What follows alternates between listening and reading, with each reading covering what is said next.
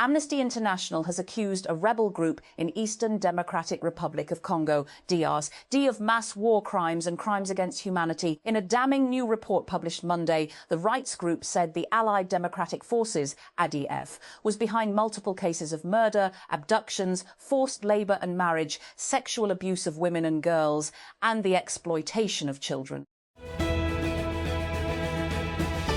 President Donald Trump says the U.S. has struck 7 Iranian fast boats in the Strait of Hormuz as Washington seeks to guide stranded ships out of the Gulf through the largely closed waterway. The UAE and South Korea both reported strikes on ships in the vital channel on Monday. The UAE also said a fire broke out at the oil port of Fujairah after an Iranian attack. At first sight, last week's unprovoked attack on a French nun walking along a street in occupied East Jerusalem came without warning.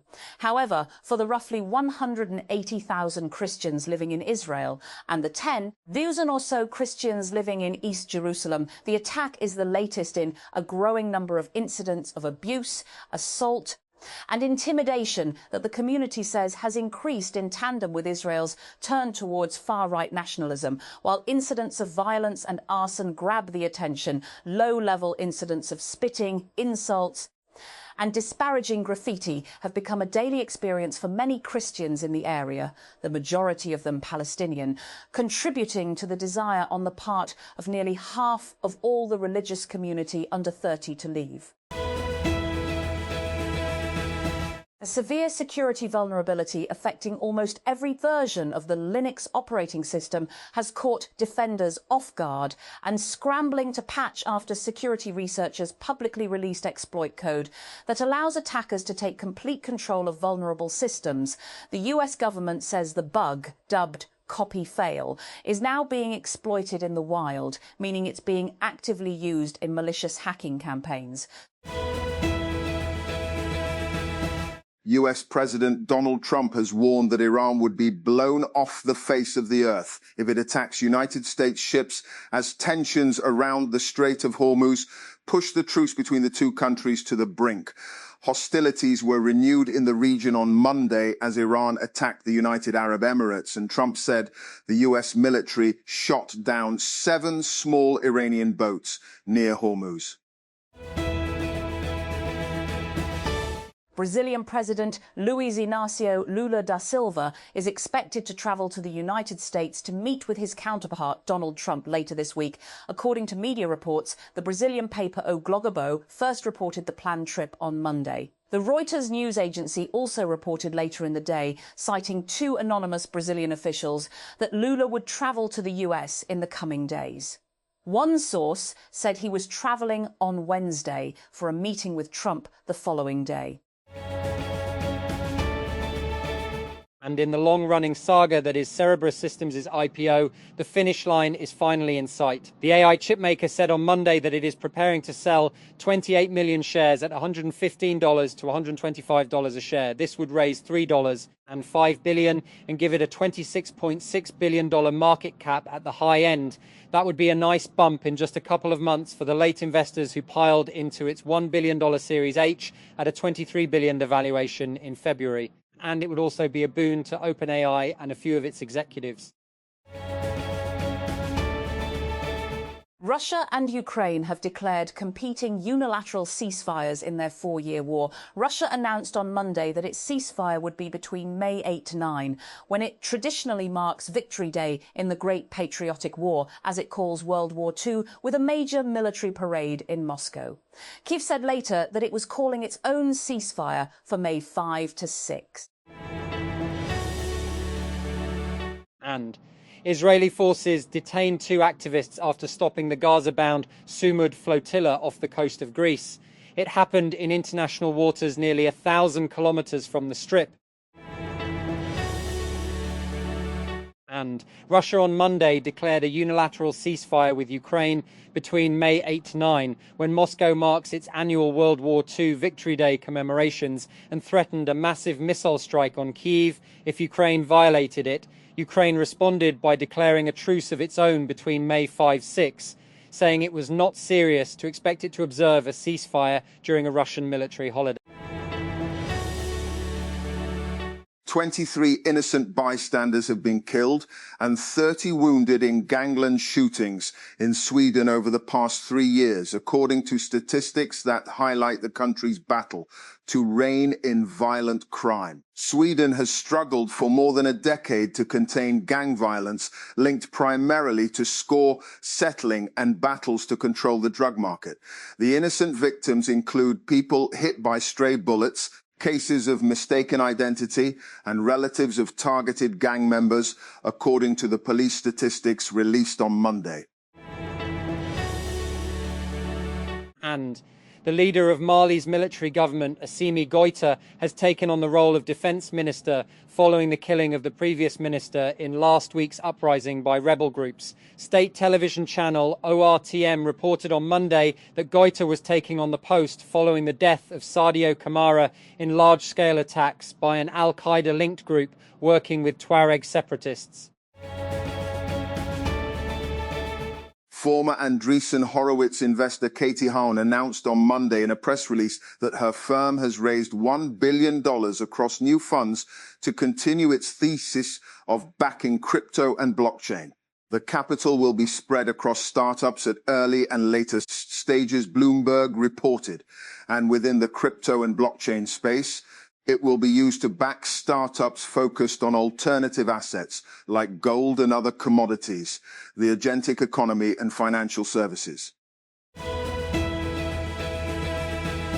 And image model releases are driving growth for AI mobile apps, generating 6.5x more downloads than traditional model updates, according to a new report from app intelligence provider AppFigures. This marks a shift from earlier days when the release of new models powering the conversational experiences drove more demand, alongside the new features like a voice chat interface. And tackling methane emissions in the fossil fuel sector would help efforts to hold back climate change and increase energy security, especially as the Iran crisis threatens global supplies and, according to a report by the International Energy Agency, IEA, the oil, gas and coal industries account for about 35% of all methane emissions from human activity, notes the IEA's Global Methane Tracker 2026 and released on Monday. However, there is little progress in reducing them, the report points out.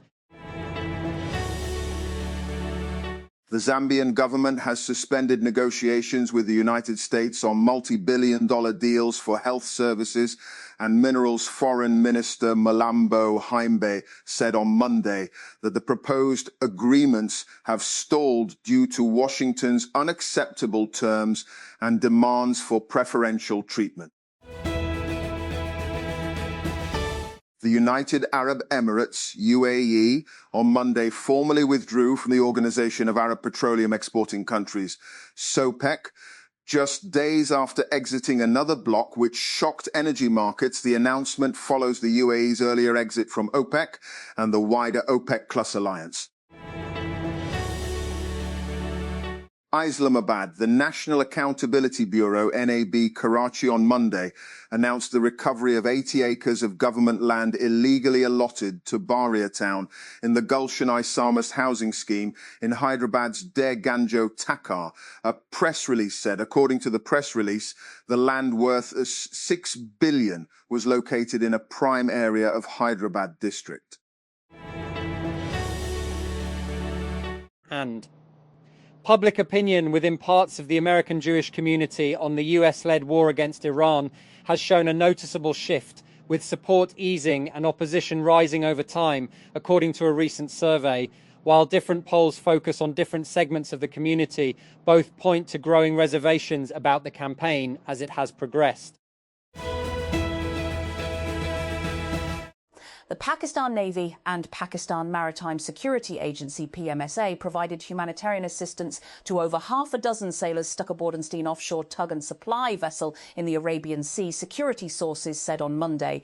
The rescue and support operation for the crew, which included 6 Indians and 1 Indonesian national, was initiated after the Maritime Rescue and Coordination Centre in Mumbai contacted Pakistani authorities and requested assistance. The United States Supreme Court has temporarily reinstated a rule allowing an abortion pill to be prescribed through telemedicine and dispensed through the mail, lifting a judicial ban that narrowed access to the medication nationwide. Justice Samuel Alito issued an interim order on Monday, pausing for 1 week a decision by the New Orleans-based 5th U.S. Circuit Court of Appeals to reimpose an older federal rule requiring an in-person clinician visit to receive mifepristone.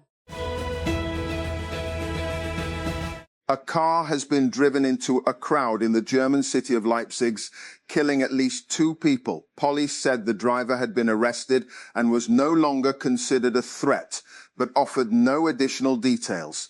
Emergency services declared a mass casualty incident.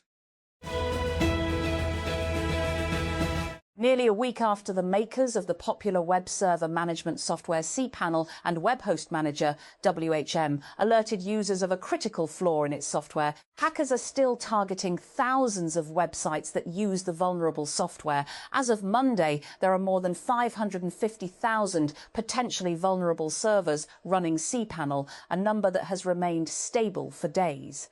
And there are now around 2,000 cPanel instances likely compromised, down from around 44,000 on Thursday.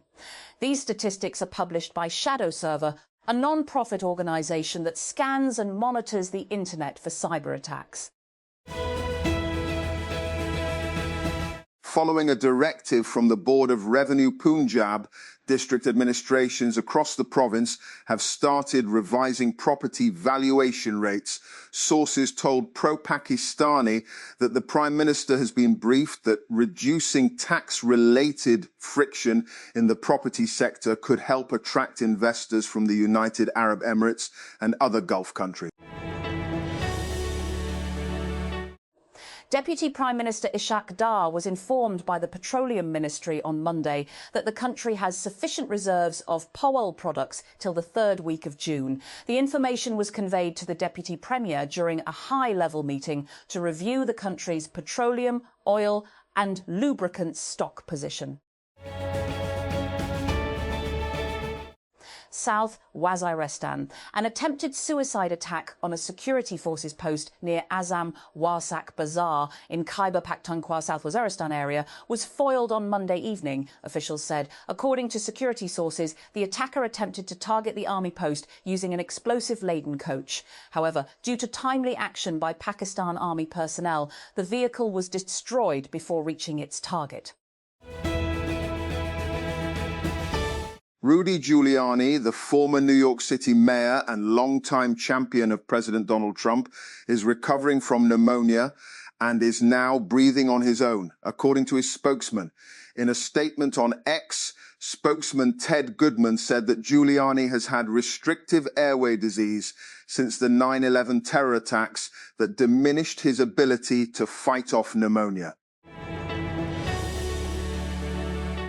Austria has expelled 3 Russian diplomats, accusing them of spying. The diplomats, who have already left the country, used a forest of antennas installed on the roofs of diplomatic buildings to gather information, Foreign Minister Beat Meinl-Reisinger said. Britney Spears will avoid jail time after she agreed to plead guilty to a lesser charge following her arrest on suspicion of driving under the influence. A lawyer for the 44-year-old appeared in court on Monday and pleaded guilty to reckless driving involving drugs or alcohol. Spears was not required to attend the hearing.